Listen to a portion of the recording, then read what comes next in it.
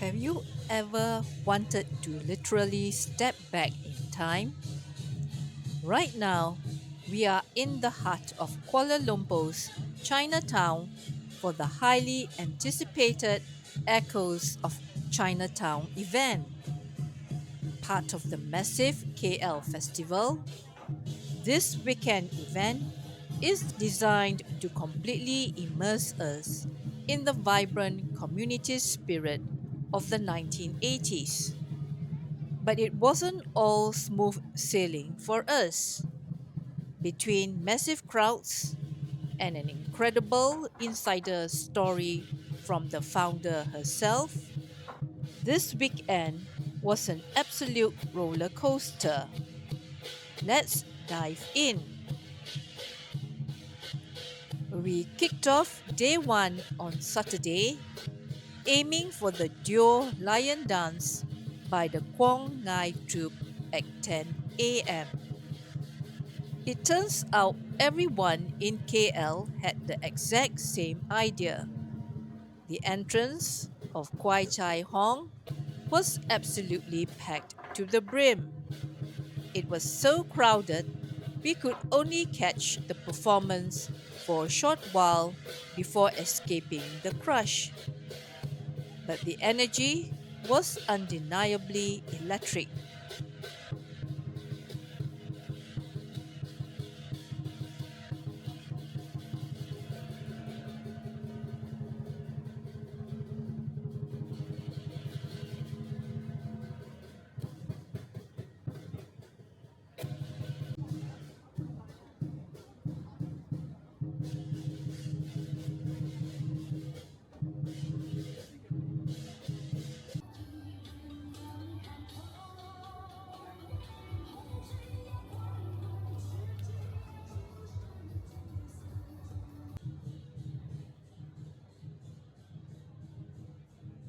An hour later, while the initial rush cooled down, we headed over to Lorong Panggung to check out the inflatable horses art installation.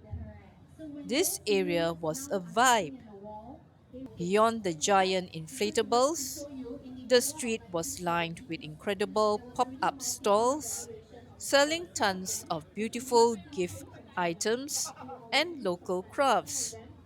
It was the perfect spot to cool off and do a little shopping.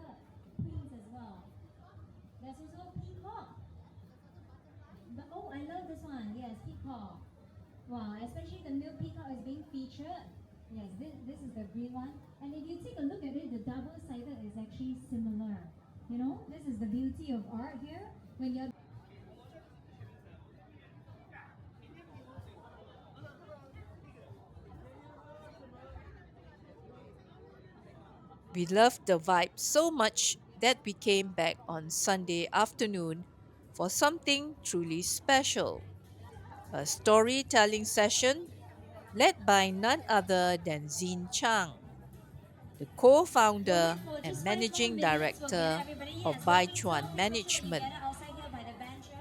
Now, if you don't know the history, this once neglected alley was transformed into a thriving heritage hub by a team of five partners, affectionately known as the Semi Insane Friends, with initial funding from Think City.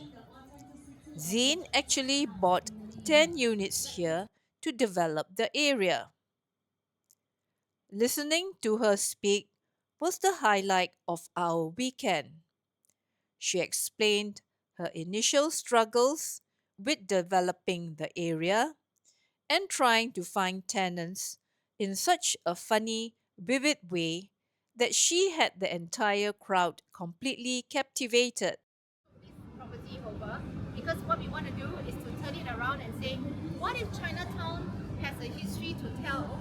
When you come here, you get to feel the proudest moment of Chinatown, which to me was between 1970s, 1980s kind of era. There was still very many Chinese culture that was practiced then. What really resonated with us was learning about the sheer resilience it took to pull this off. So in property, Zane shared how she had to withstand immense your front entrance, this criticism guy's front entrance early by right on should be from here, but no, skeptics. it shouldn't be here, ma'am. So Seeing this is what not in Kwai Chai inflatable Hong unit, is it's a today, Lorong Panggung unit. we couldn't So help you but have the corner admire with the how balcony, physically and two-quarter acre. emotionally And when strong we saw she this, had to we were be thinking, is to this something push through illegal? the Is someone do noise something and illegal? preserve We this went to piece Grand of Tanah because I history took this space in for my training Kuala center. Lumpur. The Grand Tanah, which is the land grant, is handwritten. You know the plans that you have, your plan property plans, like your architectural plan and all these plans, handwritten. That's how old this property is, 125 at least. And 125 years ago, that plan is hand drawn. Oh, wow. I love how when I see it, I was like, oh my god. And it's accurately drawn because it's still a proper plan, but you know it's not machine drawn. You can see handwriting, you can see all those, you can see even the way the pen run a bit, then you continue run again, just like how you do in school. So when I saw it, right, I was like, this has to be so old. And if you look at the history of the space, we know one thing. When these properties were built, it was British colonialism time, 125 years, which means these properties were all supposed to be British look. How do you know? Look at those corner of the units. You see these two corner units? You see that pointy part of the roof? You see that round window?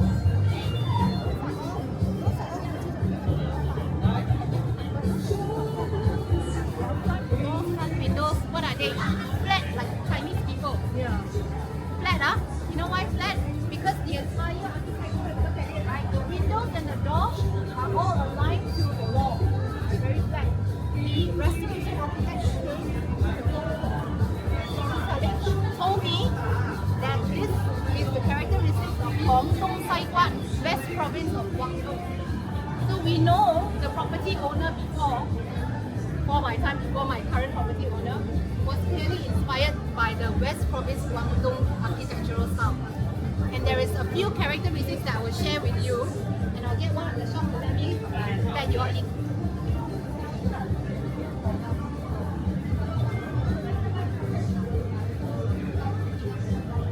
Okay, so if you look at these 4 units, right, I will tell you the story of how I started and how I was hated by the people. Today you're all here for storytelling, thinking it's all positive, right? I will tell you when I first started. But before that, let's enter into a property to see what are the architectural differences for a Chinese. The architectural style, and what I mean by that, today if you build a new property, right, by the time you enter the property or somewhere here, it will be a pillar that holds up the whole first floor, agree? In the middle of your house, there will be a pillar already, because it cannot be so open. Where is the part that this guy is sitting on? So the Chinese architectural style has this thing called the hanging pillar, just quite similar to how they have some styles like building a palace without nails. You all heard of that? How they actually use build. Okay. This property sits, entire first floor sits on the corbel of the walls. What are corbels? The hanging pillars. What are hanging pillars? You see those things sticking out? And you see this one here sticking out? According to the restoration architect, she tells me this is called a corbel. Corbel. If you check the dictionary, you see corbel in some Western world, you will see them, got pattern, some design. This is the way the Chinese people build it. So you're saying, if this is such a good concept, why didn't Malaysia architectural style, everywhere you see a pillar, even hotels you see a pillar, why didn't we just copy them? Because our walls were not as thick as before. If you go out later and you look at the thickness of the wall, you will know why why the cobbles work. You have such a thick wall and the cobble sits outside the wall like this. Of course, you can hold the entire first floor. So all these properties were previously residential area. Meaning everybody who live here, they don't work. The word shop houses came much later. So when people were living here, my history tells me no owners ever lived in this property. These 10 properties that I'm holding right now were never lived by the owner. So imagine, remember I told you that a lot of them have the street. They don't live here. That street belongs to them, those shops belong to them, but this is not where they live, this is where they rent out. And in the old days, nobody rents a unit. They rent the rooms inside the unit. And each room, like this one here, maybe there's 4 rooms in this floor, 2 rooms upstairs. Each room houses a family. And everybody sits on the floor. Because it's a family, huh? So you're talking about maybe 6 persons. If your small family is 4 persons, sleep in a room that is about this size. This is your room, the 4 persons live here. That's how I know that everybody who is actually living here are not owners, they are renters. So every properties that I rent out, I made it very clear to the people who are renting my space. I said, you cannot demolish any structure that are poor. So your arms right now, no, sorry. Your arms that are putting on 125 years old. You're looking at the stairs of this one, that is 125 years old. All handcuffed, not two alike, and even there are no safety regulation. All these steps are smaller than my size 5 feet. So anybody with a bigger feet, right, have to be very careful because I literally roll down the steps before because in the old days there's no safety and basically regulations. And these stairs are steep, very narrow, and all these are made of wood. So when I took over, I was taking over 10 units, which 4 of them were badly destroyed by termites because they were all wooden. Look up. Look at the ground floor, the first floor, all wood.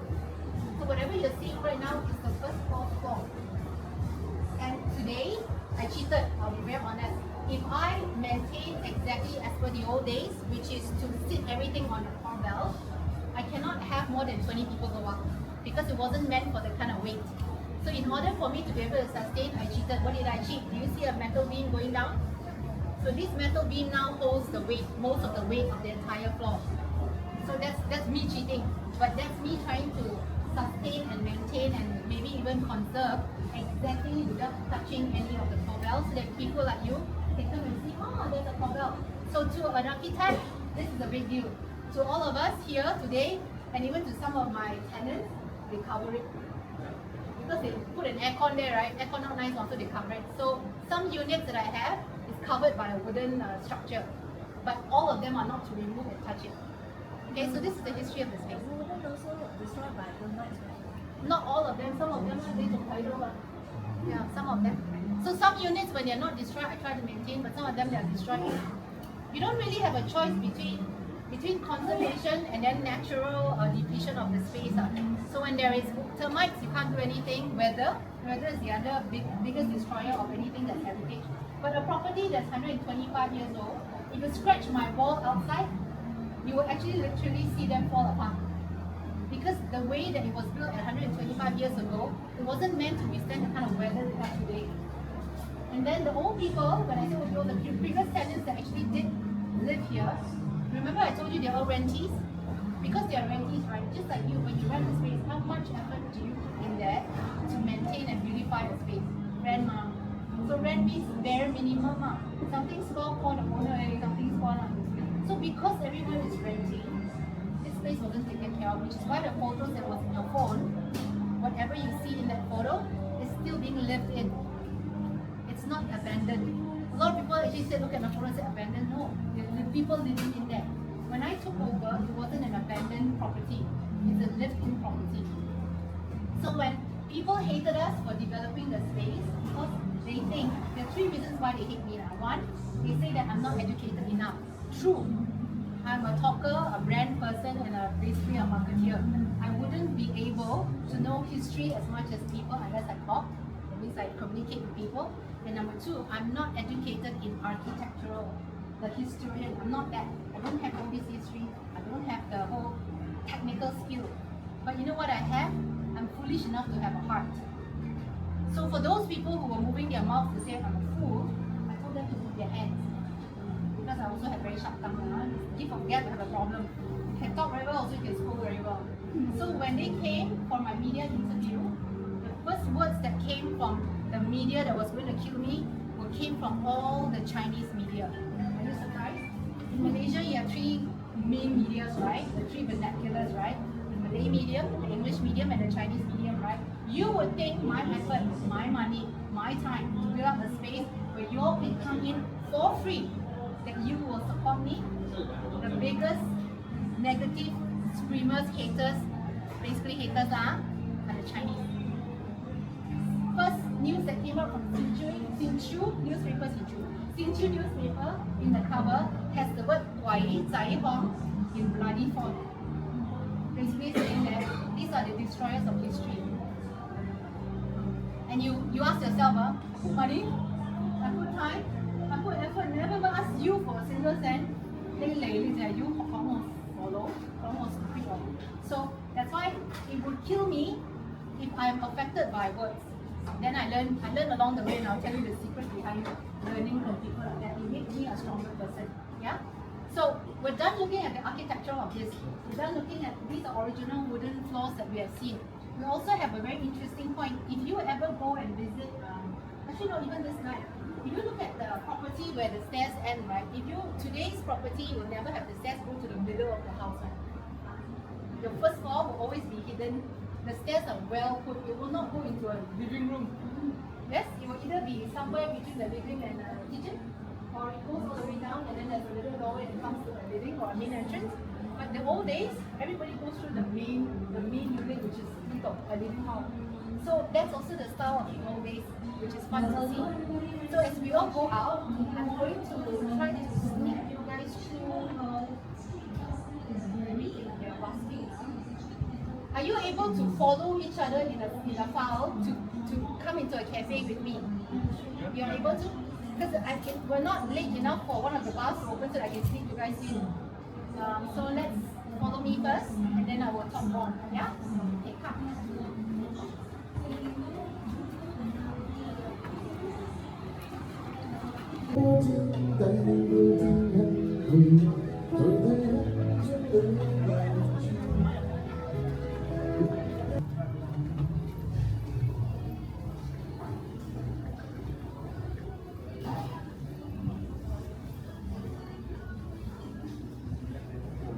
It's just like when I first started, the first thing I try to do is learn the culture, learn the history, and where do you learn from? Not books, learn from people who live here. So you damn thick skin, you go into one of the shops, you see uncle very old, like been there for 100 years, right? You go in there and you start chatting out with him. That's what I did. I learned from people who used to live here, work here, and then he starts telling me, this is a true story. The uncle who lives just two shops away from me, there was a hardware shop. This old uncle is always there, and I'm always buying scissors, nails, all from him, right? So I got to chatting with him now, just to see how things are. He was born upstairs. He was born upstairs of his unit. I say, what do you mean? ZeenChang, meet wife. And this how old are you, uncle? I'm 88. He was 88. I met him 2 years ago. He said I was born upstairs. So he tells me stories. He said, oh, in the old days, so fun information.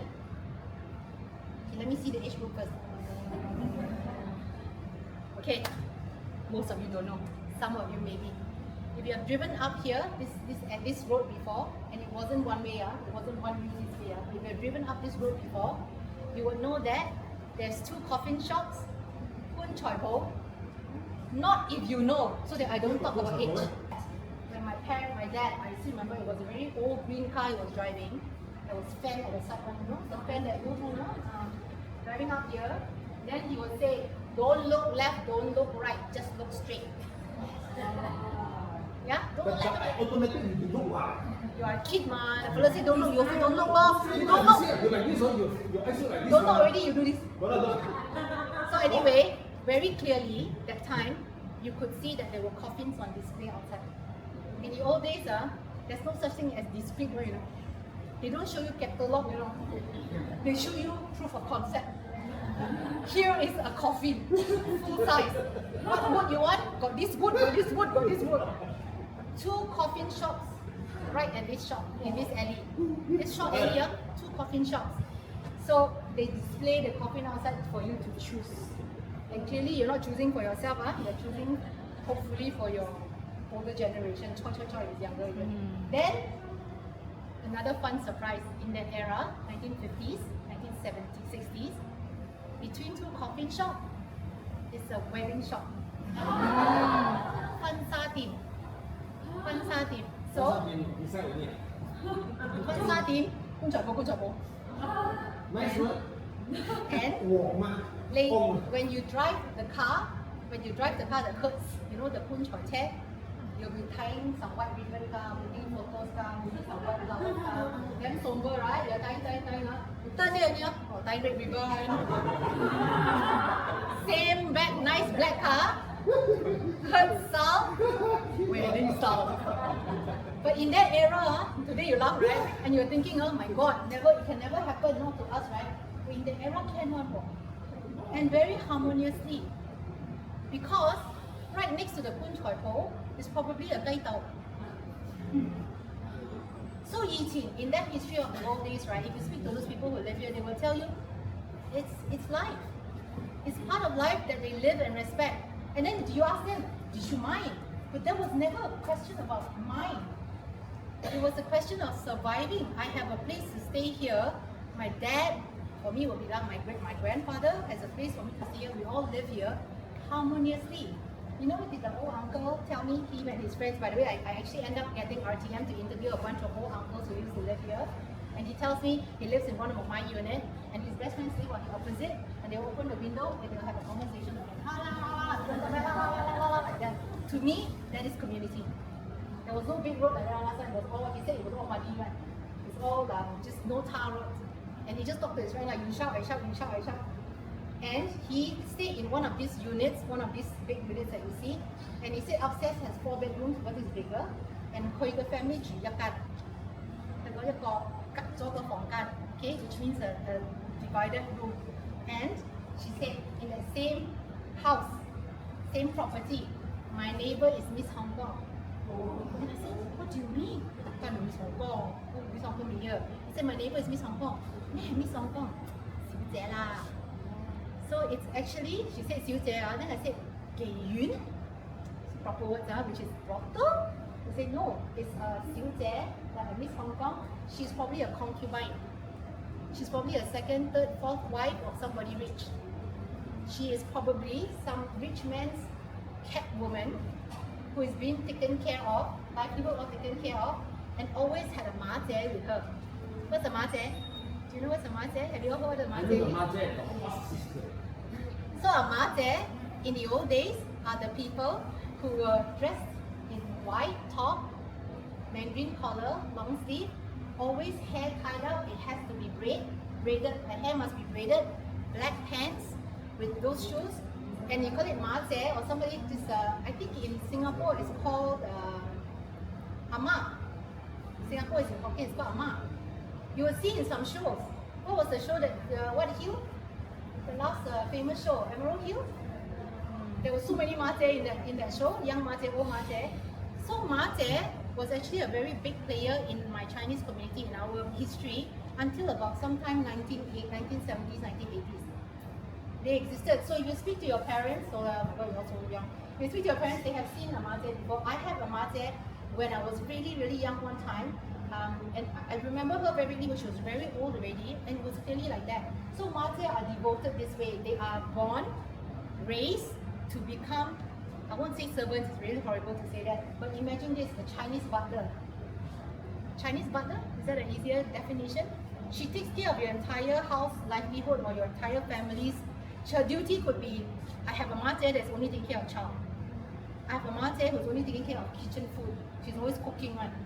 So you will see all these ma jie in one rich family's house. She has several ma jie with several duties. If I'm richer, there'll be one ma jie to one xiu jie.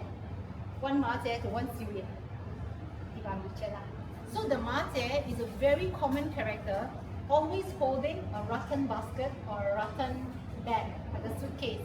She's always carrying all this because her duty when she comes out of the house is to buy goods home. Whether is it groceries, whether is it for your own pharmaceutical stuff, sometimes it's buying herbs, sometimes it's buying flowers for the owner. So she's always on duty when she comes out. And their gossip session is also there. So that's the time you will see a few ma jie, all the bags on the floor, some of them will holding a can of milk, metal can of milk. So imagine the old days, a metal can of soya bean, 隻椰水、蔗水 or even 豆漿水，佢就放低。而家時候白啦，你嗰個少爺啊，係啦，嗰個少爺而家娶咗第二個咗，喺邊度咧？嗰度。So that's the time that they will chit chat, and that's the time that they will gather, share information, and that will be a scene very common in the old days. So the next time you see KwaiChaiHong do another mural, you will hear it first from me. I'm hoping to do a ma jie. I want to dedicate one mural for the ma jie because the last ma jie passed away in Malaysia in Penang. The last ma jie that existed passed away in Malaysia in Penang.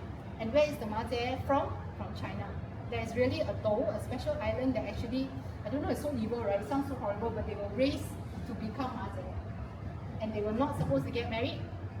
They're not allowed to get married. The moment they decide to leave their ma jiehood to marry, they will have to leave the ma jie society. It's cultish if you ask me, but it's the way it is. And it came from, if you look at the history of ma jie, it came from the fact that the family was so poor, they could no longer take care of a daughter, that they give the daughter away to the ma jie group, and then the ma jie will take care of them. So a lot of ma jie die very rich. Single woman working for a family, being paid every single month, but nowhere to go because I live with you, I work for you, and then they will be rich until they die. A lot of the ma jie also stayed at the end, they end up staying in a ma jie home. And who pays for the ma jie home? The owner that actually took care of the ma jie. So it's almost like you put your old elderly person into the old folks home. There is a ma jie home where all the ma jies stay together. So if you think about it, I think it's a pretty nice end to the way these people are raised because remember I said they don't marry, so they have no child to take care of them. Yeah, so in my family line, I'm Chang now.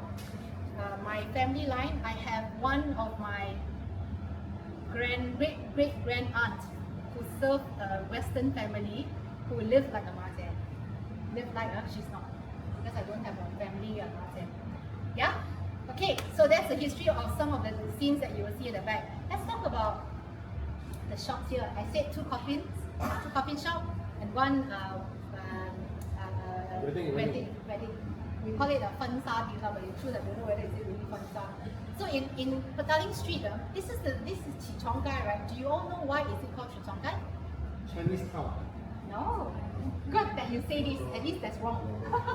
It's fun. It's not Chinatown. Do you know? Wrong. Also no. Try again. ZeenChang. Yeah, ZeenChang. Yes, that's the history. That's a very fun history. Very good. That's why I love to think it's that. But here's the history of this space. So now then suddenly you will have a eureka moment. We have always pronounced ZeenChang wrong. If you look at the Chinese word, it says ZeenChang. Qi is what qi? No. You know Xu Fan? Why is it qi, right? It's because it's a colloquial language. So Xu Fan, when you look at that character in Malaysia, we actually call it qi. So a lot of people think it's Lo Mai Qi because it's the same product. Why is it Xu Fan, right? Tapioca factory is opened by Yamamoto. That tapioca mill, tapioca factory. Why did he open that tapioca factory? When the tin mine got flooded. Do you remember we had internal war? And he him guys and they all fight, and everybody go to the jungle, everybody come out really free already. When they all come out and they went back to the tin mine, which is where all the Chinese were the workers there, it was flooded. So they have no longer jobs in the tin mine.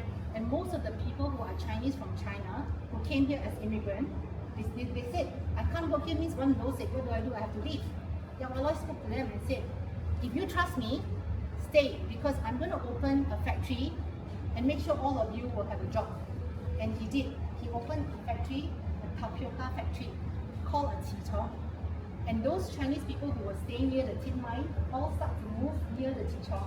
And it's very common in the old days for the people from China. What they do is they try to live as close as possible to where they work. So you build a house already, right? I build next to you, no? Or you build already, I build next to you, I build next to you, I build next to you. In no time, there's a street of house. Build already all full. Okay, I build opposite now. I build. Now there's a full alley, full road that leads to the tapioca factory. So everybody said, 呢條路就係茨廠，去茨廠嗰條街。So today you call it 茨廠街. It came from the fact that it was a tapioca factory that actually made all the Chinese people survive. Today, everybody asks me, where's the tapioca factory? Not here anymore. The tapioca factory is not here anymore, but the origin of the name 茨廠街 came there. 茨廠街is for the Chinese community to work in the 茨廠. So, over time, do you remember how the government has changed all the street names to Malay names? So now it's Jalan Petaling. Yes? Given me a choice, I think it's great to recognize why the alley was called Tapioca Mill Factory or Tapioca Factory Street. But you gave it a Jalan Petaling. So now that I have a chance to start KwaiChaiHong. Yeah, KwaiChaiHong. Did you all notice, right, that KwaiChaiHong, when I work on it, did you notice that my website is spelled KwaiChaiHong? KwaiChaiHong today is represented to you in phonics of English, in spelling. You know what does it mean? My Malay friends will call me Kwai Chai Hong. My Kwai Lo friends will call me Kwai Chai Hong. My Chinese friends will call me Kwai Chai Hong. Nobody will call me any differently no matter how you spell it, how you word it. In other words, there won't be a jalan, like maybe a pekan petaling to replace Kwai Chai Hong one day, because it's spelled out. I'm trying to eliminate the fact that someone will come and take over the space. Kwai Chai Hong, even as a name, I didn't create it. Remember I told you what had happened, right?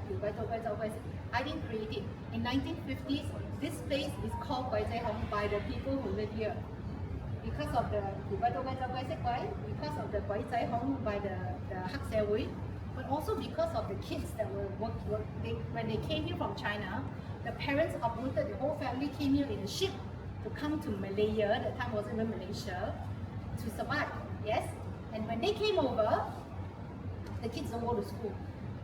So parents have to work, say in the tapioca factory. Kids don't go to school because they are immigrant. They will go around pranking other kids and people who has retired. So if you know, familiar with my street out there, you will know the murals on the walls represent different people who used to live here.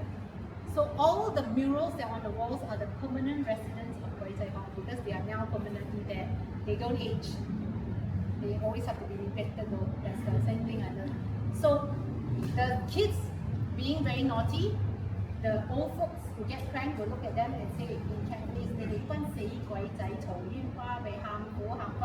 so every time when people walk past, they'll be seeing the old folks calling them, say Kwai Chai Kolek, because naughty kids, right? So everybody will say, so that's why it became Kwai Chai Hong.